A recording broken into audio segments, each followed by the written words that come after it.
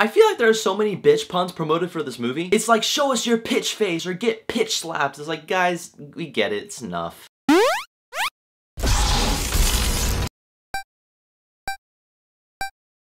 Okay, so Pitch Perfect 2. So Pitch Perfect 2 is obviously a sequel to the first one, and we see the original cast rejoining to do more acapella and showing tons of girl power. And this film takes place 3 years after the original, where we see all the characters in a very experienced acapella team with them winning 3 championships. And after a freak accident where Fat Amy literally shows her vagina to President Barack Obama, shit literally happens, they have become a joke in the eyes of the people and just the whole acapella competition world in general. Not sure if that's real, but it is. So with them trying to regain their reputation and facing this extremely good German acapella team, they have to work together to find their sound again. With, of course, more girl power. Now, the original Pitch Perfect was one of those movies where I thought it was gonna be terrible at first, but until a friend came up to me and said, hey, Ryan, you should check this out because this movie is surprisingly funny. So I did. I watched the first one. I actually liked it a lot more than I thought I would. And I wanted Pitch Perfect 2 to be at least funnier than the original. Although it wasn't as good as the first one, I still had fun with this movie. Like I said before, you see all the original cast back together, still having good chemistry with one another, and you see it because all of them look like they're having fun on set. But what was interesting is how they handle the characters and where their lives are taking place the 3 years after you've seen them. They are all seniors in college. Some are prepared to move on in life and some aren't. Like Anna Kendrick in this movie is trying to achieve high goals by interning at a studio and possibly landing a record deal. With Key from Key and Peele as her boss, which is like the funniest shit ever. I was hoping he would go like, you done messed up, eh, nah. Get it? It's like, it's a skit. He was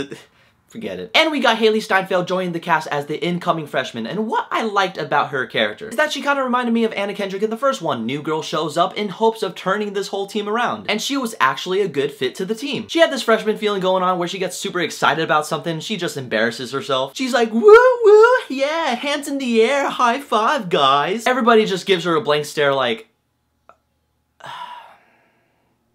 and the surprising part is that I wasn't really annoyed by her character because she has moments in the movie where she really stands out. And another thing that's surprising is that the comedy is still there. I was a bit worried after seeing the trailers because I had concerns where I was like, God, I just hope it's at least good as the first one, which I've already said before. I mean, come on, it's a Pitch Perfect movie. I'm not expecting it to be better than its predecessor. Although not as funny as the first one, this movie still made me laugh a lot. There wasn't really a gut-busting moment, but I can get over that if a movie like Pitch Perfect 2 can bring in some memorable laughs. A couple scenes though, they say some stupid ass catchphrases where they put the word aka in front of another word. They would say, oh, that's aka terrible, or she's an aka bitch. I'm like, you really had to put that dumbass shit in there? I mean, it wasn't aka necessary.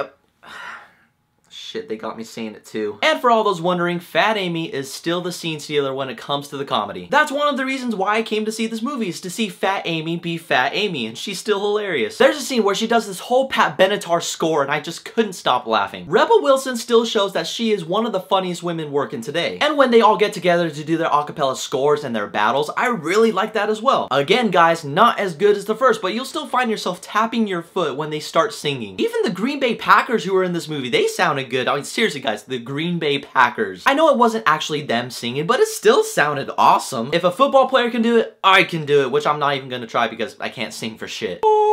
See what I mean? So in the end, Pitch Perfect 2 was a fun comedy with great acapella scores. I liked how they handled the characters after the 3 years you've seen them. It felt like you grew with them. I feel like I said this a whole lot, but it's not as good as the first one. But I still had a great time because I say that Pitch Perfect 2 is definitely worth the matinee price. And I actually don't mind seeing a Pitch Perfect 3. But leave it there, we don't need a whole Pitch Perfect saga. Now, have you guys seen Pitch Perfect 2? What did you think about it? Whatever your thoughts are, leave a comment below. And as always, there's a link for my Twitter and my Facebook in the description as well. Keep in contact with me. Don't forget to hit that subscribe button. But in the meantime, I have to Aka get going. Aka shit. Aka fucking...